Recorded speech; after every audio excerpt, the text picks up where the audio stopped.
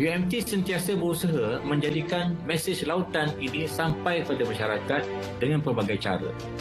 Bersempena World Ocean Days, kami lancarkan program kesedaran lautan melalui media sosial. Saya ucapkan selamat Hari Lautan Sedunia. Sekian, terima kasih.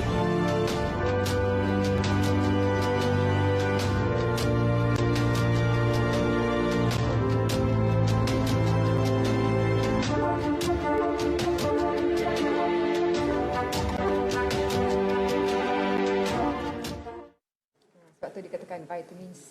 Vitamin C ya. Sirup SEA. Kerana kita nampak lautan saja itu merupakan satu terapi untuk fikiran, dan penting juga World Ocean Week atau sambutan lautan sedunia ini perlu dilakukan untuk memastikan masyarakat faham kepentingan dan bagaimana cara untuk memastikan kelestarian perairan. Ya, dan hubungan saya dengan lautan mungkin tidak seakrab Leha. Leha pernah terjun masuk ke dalam. Saya hanya di pesisir pantai saja, surfing gitu, tangkap gambar, merakam kenangan indah.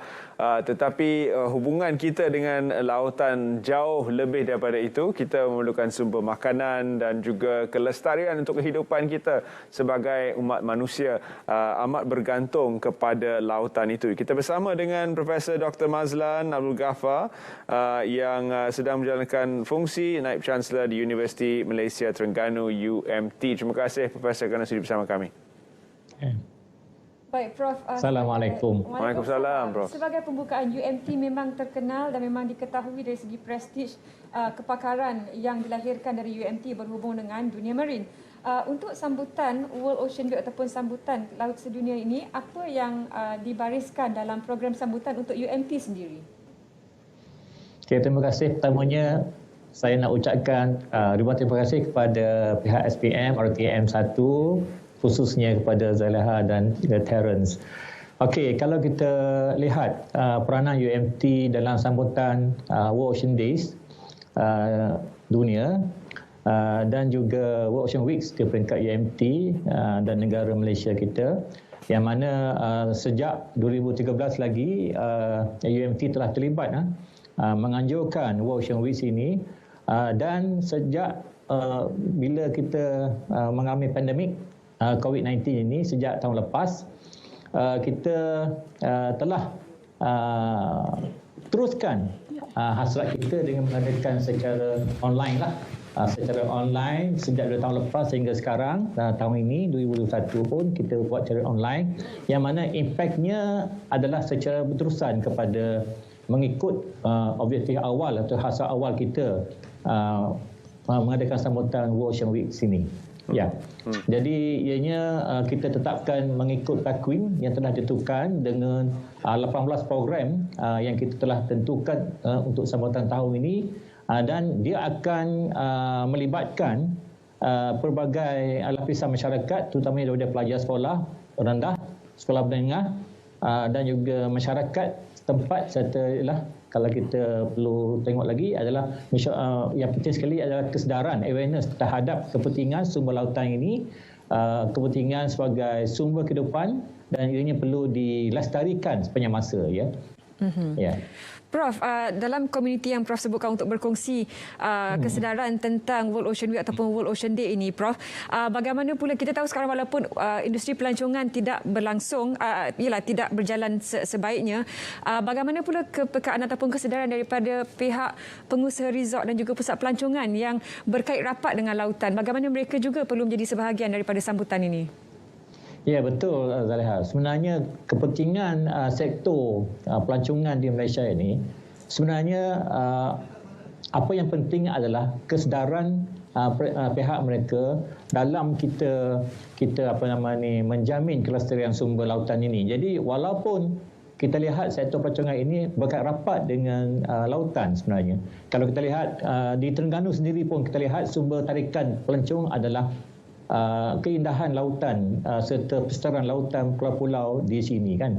Jadi apabila ada kesedaran di peringkat pengurusan pelancongan, industri pelancongan ini, yang paling penting sekali adalah bagaimana mereka handle pelancong-pelancong yang datang, sama ada daripada luar negeri dan juga pelancong tempatan, untuk orang kata tu melakukan aktiviti-aktiviti yang tidak bercanggah dengan yang membawa kerosakan alam sekitar lautan ini. Jadi kesedaran itu penting dan sebenarnya peranan UMT telah sejak 2-3 tahun lepas pun telah banyak engage dengan komuniti serta yang menjalankan industri pelancongan ini, terutamanya tourist guide contohnya, untuk menanam kesedaran pada mereka daripada segi aspek saintifik pemeliharaan dan juga apa yang do and don'ts yang perlu dilakukan oleh mereka bersama-sama dengan pelancong yang mereka kendalikan lah. Jadi ini sangat penting untuk kita sama-sama berakhlakkan dan peranan UMT itu sendiri dalam membawa kepada kefahaman dan kesedaran dengan fakta-fakta saintifik yang kita perolehi daripada kajian kita untuk translate ataupun diasimilasikan kepada masyarakat setempat serta lokal. Baik, lives and livelihood adalah merupakan antara topik yang diangkat sempena dengan sambutan ini. Kalau kita melihat kepada sektor mana yang paling bergantung kepada lautan, sudah pasti sektor perikanan menjadi antara tumpuan ramai. Bagaimana sektor ini boleh membantu dalam menguruskan lautan itu sendiri, lautan di sekeliling mereka yang menjadi punca rezeki dan mata pencarian supaya kelestarian dan keseimbangan dapat diteruskan?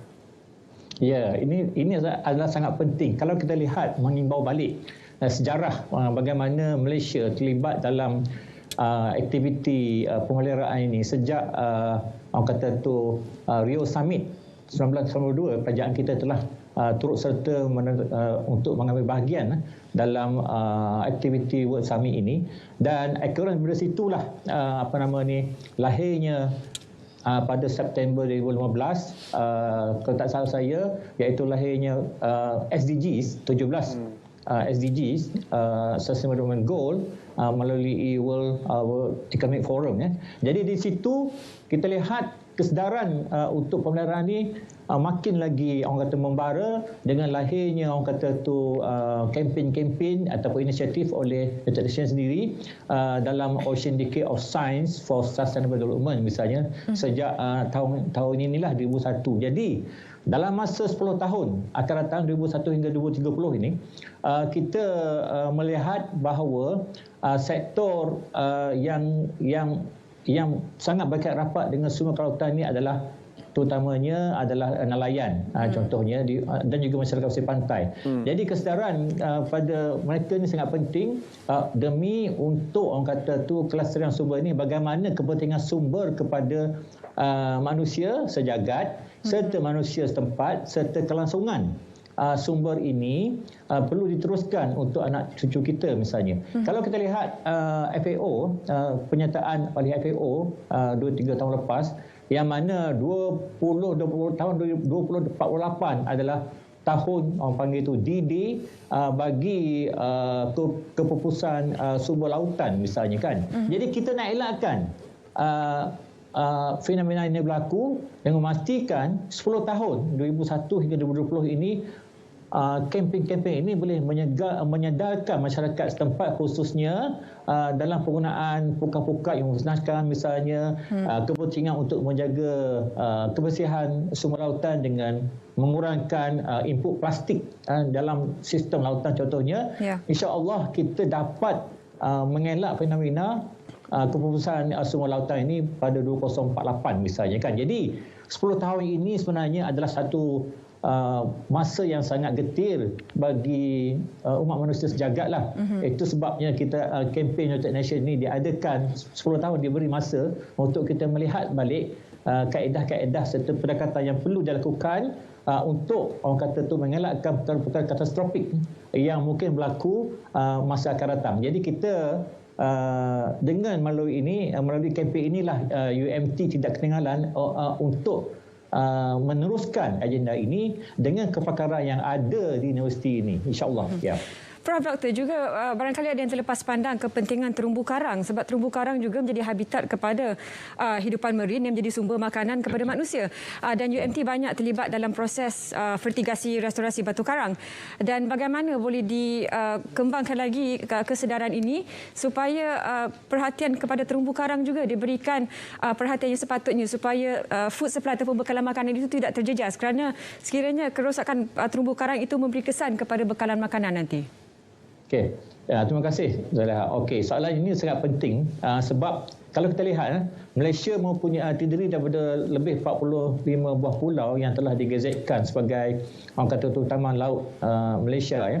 Jadi ianya sekarangnya telah orang kata tu dijagai oleh unit taman-taman laut Jabatan Perikanan. Ya. Okey, UMT sebenarnya secara berterusan melakukan kajian berimpak tinggi terhadap pemeliharaan terumbu karang ini, terutamanya kita dalam usaha kita untuk propagasi terumbu karang secara biologi dan juga secara fizikal. Dan alhamdulillah setakat ini kita telah berjaya orang kata tu membiak beberapa spesies terumbu karang terutamanya daripada kawasan kita lah di Pulau Bidong dan sebagainya kan. Jadi kalau seperti saya sebut tadi, industri yang paling rapat dengan terumbu karang sebenarnya adalah industri pelacungan. Biasanya mereka pelacur-pelacur yang datang ke Terengganu ini misalnya dan juga ke Malaysia sebenarnya untuk melihat keindahan terumbu karang yang mana kita kedudukan kita di Laut Cina Selatan ini merupakan salah satu orang kata tu mempunyai diversity terumbu karang yang amat tinggi. Kita ada lebih kurang 600 spesies terumbu karang di Malaysia ini, dan of course ianya merupakan suatu bilangan kepelbagaian spesies yang sangat tinggi dan ianya menarik minat pelancong dari seluruh dunia untuk datang ke sini. Ya. Jadi kesedaran di pihak pengendali pelancongan ini amat penting untuk kita menjaga kelestarian terumbu karang ini. Di samping penyelidikan yang seterusnya dilakukan oleh para penyelidik, terutamanya penyelidik muda di UMT ini, dalam perihal bagaimana untuk kita manipulate dan juga untuk meningkatkan mengekalkan populasi terumbu karang ini sebenarnya. Itu dia. Ya. Prof, sekarang ini kita tengah bergelut dengan pandemik COVID-19. Mengapa perlu juga kita beri tumpuan kepada lautan meskipun pada ketika ini isu utama adalah COVID-19? Ya, sebenarnya Allah telah memberi kita orang kata tu jalan bagaimana pentingnya kita melihat kelautan ini sumber kelautan ini secara orang kata tu lestari. COVID-19 merupakan pandemik global. Sekarang ni hampir 2 tahun kita mengalaminya, dan kita lihat daripada segi orang kata tu terhadnya pergerakan manusia terutamanya ke laut misalnya, ianya secara tak langsung mengubah orang kata tu senario daripada yang kita bergelut sebelum ini dengan pencemaran laut. Sekarang ini kita percaya masalah pencemaran ini dikurangkan melalui kurangnya aktiviti manusia yang boleh merosakkan pelestarian laut. Contohnya garbage ataupun sampah-sampah sarap di laut. Kita dapat lihat dengan jelasnya telah berkurang di pantai-pantai, dan juga isu-isu pencemaran plastik di laut juga berkurang. Tapi kalau kita lihat, ianya merupakan suatu peluang dalam masa 2 tahun ini untuk makhluk-makhluk yang ada di bawah laut sana untuk orang kata tu tempoh bertenang lah. Yang mana kita dapat lihat tekanan yang dialami oleh kepada sumber ini berkurang di zaman pandemik ini. Jadi kita mengharapkan sekiranya pandemik ini lenyap daripada bumi pun, kita mengharapkan kesedaran ini diteruskan agar ianya boleh orang kata tu sustain keadaan the serenity of the environment di underwater itu diteruskan dengan kaedah-kaedah yang mapan. Memang betul manusia bergantung dengan laut, tapi cara kita eksploitasi sumber laut itu mestilah secara yang mapan ataupun lestari lah. Yang itu yang paling penting sebenarnya, memberi pengajaran kepada kita sebenarnya COVID ini, pandemik COVID ini. Terima kasih Profesor Dr. Masad. Terima kasih atas perkongsian dan sebenarnya sangat menduka cita minggu ini sahaja dalam 1 minggu sahaja 2 penyu ditemui mati di pantai Pulau Kapas dan 1 akibat sikap manusia dan satu secara fizikalnya dicederakan oleh tangan manusia sendiri dan kedua satu lagi seekor lagi terperangkap dalam jaring yang hanyut di lautan. Bukan satu yang sangat menduka citakan. Semoga dengan kempen yang diteruskan melalui sambutan Hari Lautan Sedunia, Minggu Lautan Sedunia ini dapat merubah sikit menjadi keadaan lebih baik selepas ini. Baik, kita akan berehat seketika dan kita akan kembali bersama anda selepas ini. Terima kasih kerana setia bersama kami sepanjang 4 jam bersiaran dalam Saat Pagi Malaysia. Teguh kita menang bersama.